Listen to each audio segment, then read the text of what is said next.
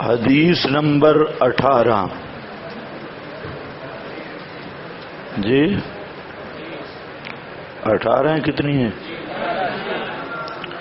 حضرت ثوبان رضی اللہ تعالی عنہ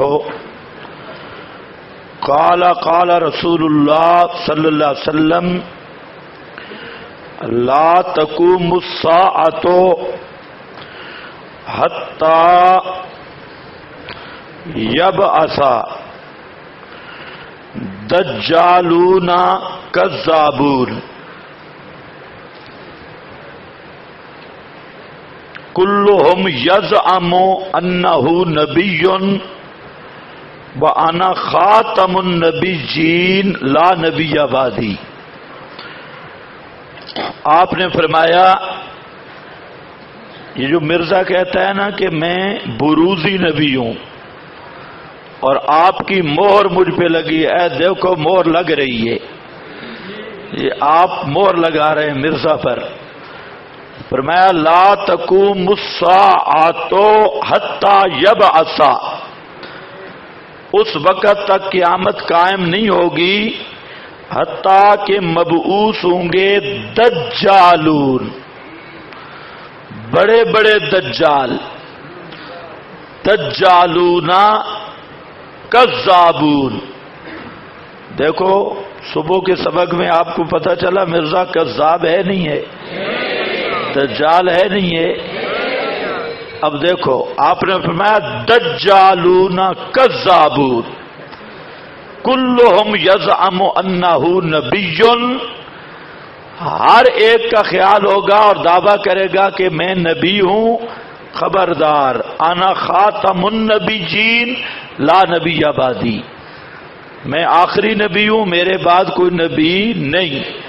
یہ جو ہے نا احمد عیسیٰ گجرات والا، سوات میں اور خیبر میں، خیبر ایجنسی میں اور بعض دیگر ایریوں میں بہت سارے اسٹوڈنٹ اس کے امتی بنے، اس احمد عیسیٰ کے۔ کچھ خیبر کے لوگ ہمارے پاس آئے تھے، میں نے غالباً پہلے ذکر کیا ہے، تو یونیورسٹی کالج کے لڑکے وہ مرزائی ہو گئے اور پھر احمد عیسیٰ پر ایمان لے آئے۔ اور یہ احمد عیسیٰ وہ ہے کہ یہ گجرات کا ہے جس نے نبوت کا آج کل دعویٰ کیا ہوا ہے، اور اس کے ساتھ 6 لڑکوں نے بدفعلی کی، اور اس کے باپ نے اس کے عوض میں 6 لاکھ روپیہ لیا، لاکھ روپیہ فی ادبی، اور وہ 6 لاکھ روپیہ لے کر انگلینڈ چلا گیا، وہاں جا کے نبی بن گیا۔ اب لفظ تو بہت کہہ نہیں جا سکتے اب یہاں تو مناسب نہیں ہے، ورنہ نبی تو نبوت سے پہلے بھی معصوم، بعد میں بھی، اور بس اتنا کہہ لو درمیان میں خالی جگہ چھوڑ کر ڈیش لگا کر کہ ایسا آدمی نبی نہیں بن سکتا۔ سمجھے کہ نہیں سمجھے؟ اس بے ایمان نے 4 جلدوں میں کتاب لکھی ہے، الکتاب، میرے پاس ہے وہ کتاب بھی دے گے فوٹ اسٹیٹ کرا کے، 4 جلدوں میں، بڑا بے ایمان ہے، عجیب ڈرامہ ہے اس کا۔ اس لیے یہ مسئلہ آپ کو کام آئے گا، نہیں تو کم از کم ثواب ملے گا۔ قال قال رسول اللہ صلی اللہ علیہ وسلم لا تقوم الساعۃ حتی یبعث دجالون کذابون کلہم یزعم انہ نبی وانا خاتم النبیین لا نبی بعدی، میں آخری نبی ہوں، میرے بعد کوئی نبی نہیں۔ آپ نے غور کیا ہے کتنی حدیثیں آ گئی؟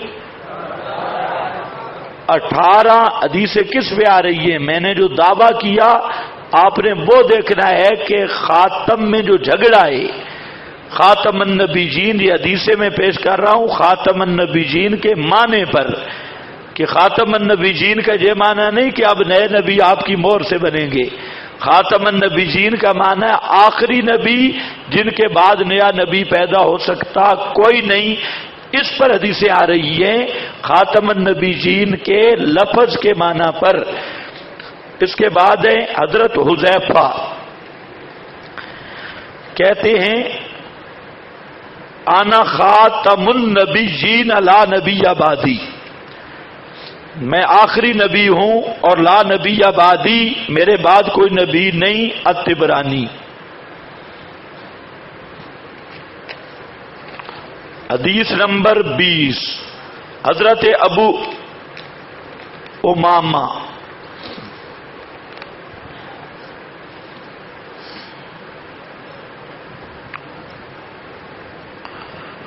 حضرت ابو امامہ لمبی حدیث ہے، اس میں آ رہا ہے آنا آخر الانبیاء وانتم آخر الامم۔ یہاں پہ لفظ آخر، آخر الانبیاء وانتم آخر الامم۔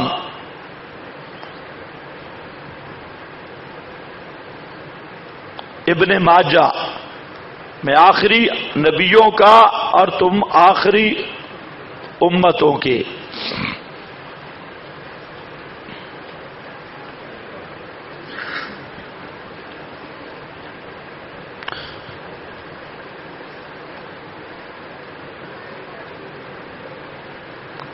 حضرت ابو حازم حدیث نمبر 21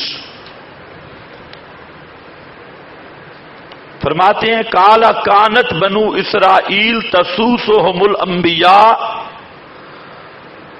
بنی اسرائیل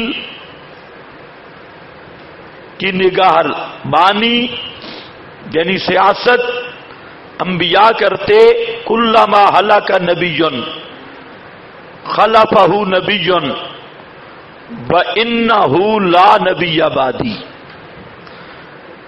جب ایک نبی فوت ہوتا تو دوسرا نبی آ جاتا، وَإِنَّهُ لَا نَبِيَّ بَعْدِي، اور بات یہ ہے کہ میرے بعد کوئی نبی نہیں۔ فَسَيَكُونُ خُلَفَاء فَيَكْثُرُونَ، میرے خلیفے ہوں گے لیکن بہت ہوں گے۔ ان خلفاء سے مراد ہے علماء ربانی جین، جو سچے خلفاء رسول ہیں۔ یہ بخاری مسلم۔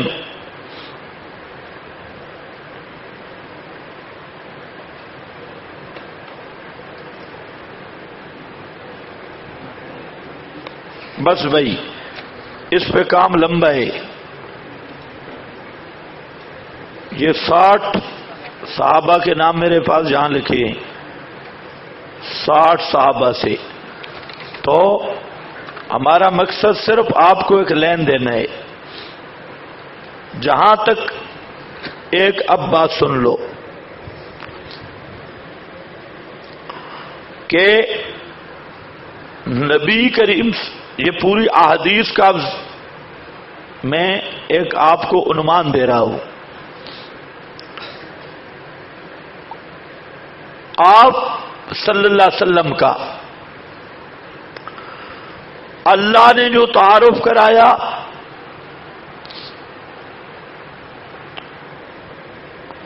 آپ کا تمام کتب میں جو تعارف ہوا، آپ کا براہین نبوت میں جو تعارف پیش ہوا، وہ تعارف ہے بعنوان آخر النبیین خاتم النبیین۔ کیا کہا میں نے؟ آپ کی پہچان معرفت تعارف اللہ نے کروایا، تو بعنوان آخر النبیین،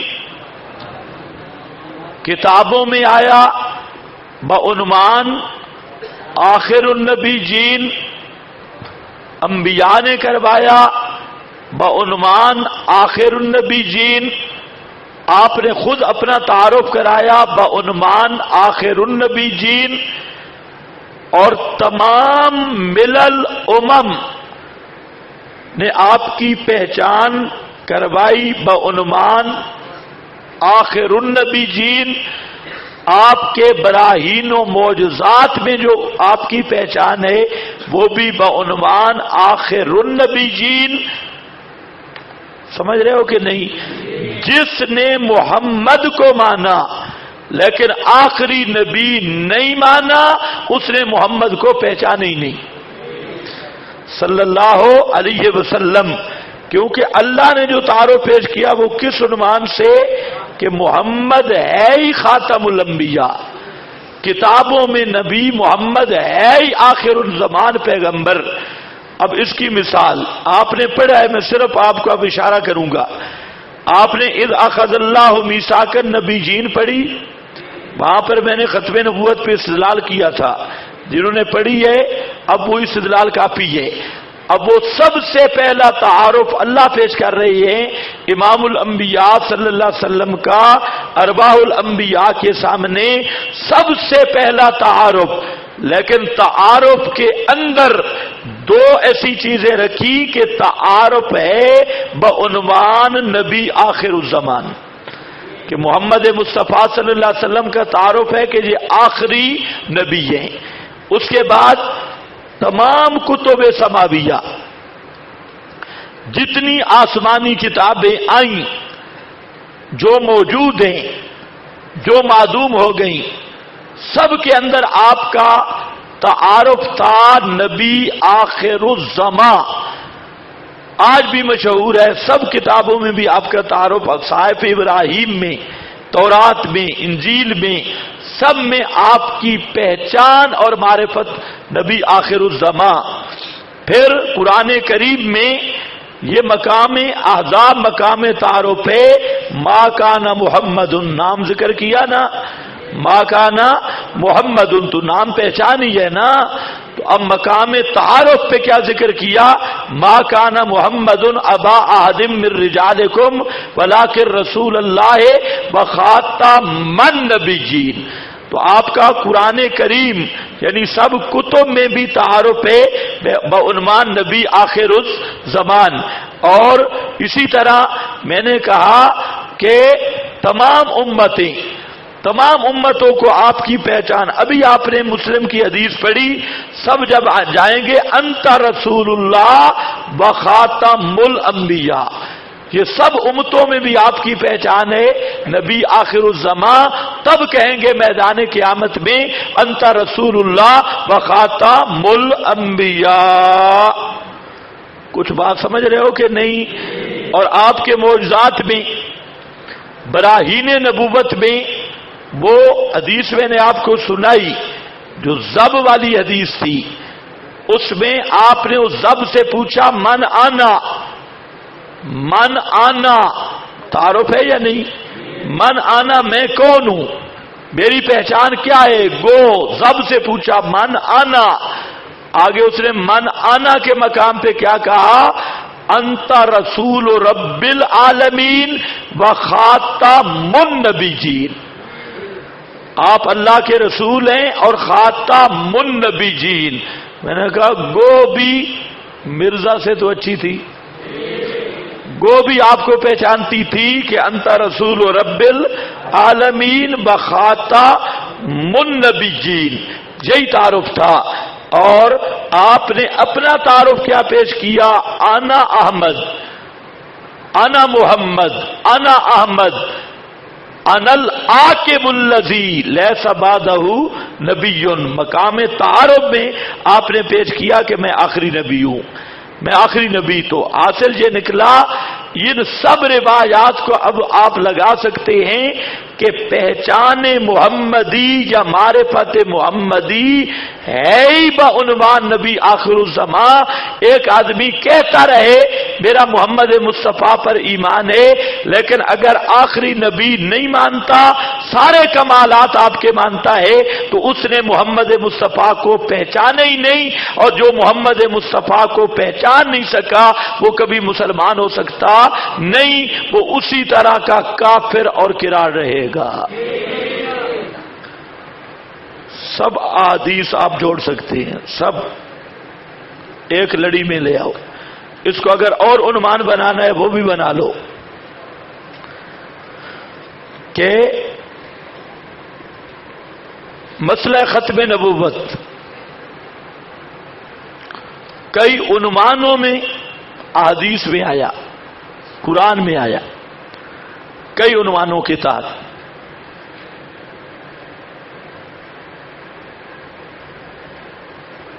ایک عنوان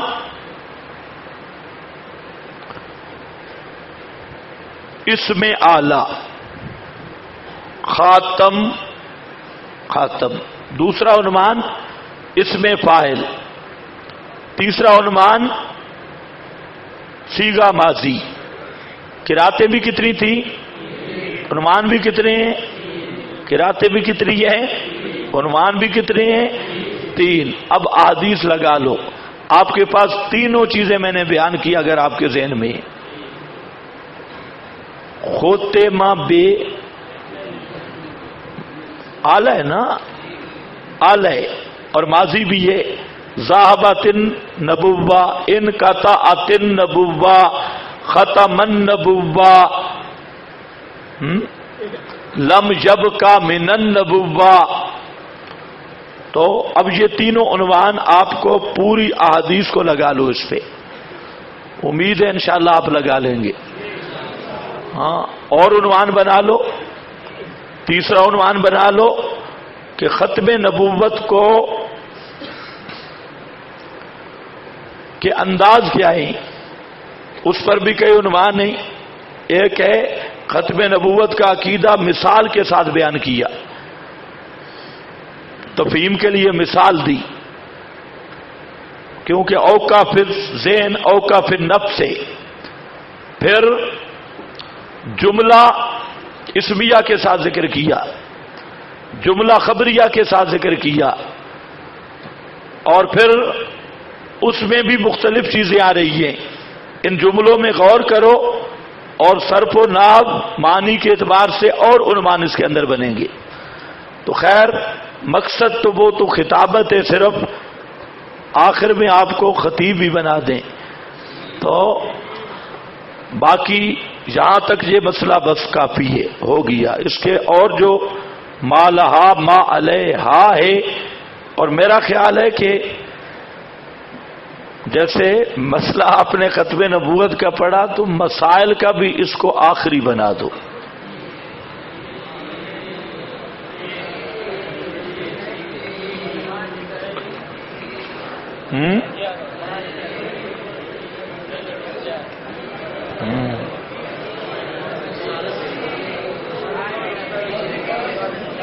بس اب ہے مسئلہ مستقل، اب کوئی نہیں پڑھاؤں گا، خاتم المسائل ہو گیا ختم نبوت پہ۔ اب یہ ہے، یہ میں لایا تھا بھی چلو، لیکن اب دیکھیں آپ شروع بھی کریں، اب مسئلہ پورا نہیں ہوگا، راستے پہ رہ جائے گا۔ اب صرف ایک آیت پہ صبح کے بیٹھے ہیں، وہ بھی پوری نہیں ہوئی۔ تو اب جو ہے سوال و جواب کی نشست ہے، آپ جو جس مسئلے پہ جو لکھنا چاہتے ہیں لکھیں، آج کوئی پابندی نہیں ہے۔ ہاں، لیکن بات معقول ہو، مسائل پہ ہو، کھچ شچ نہ ہو، کوئی پابندی نہیں۔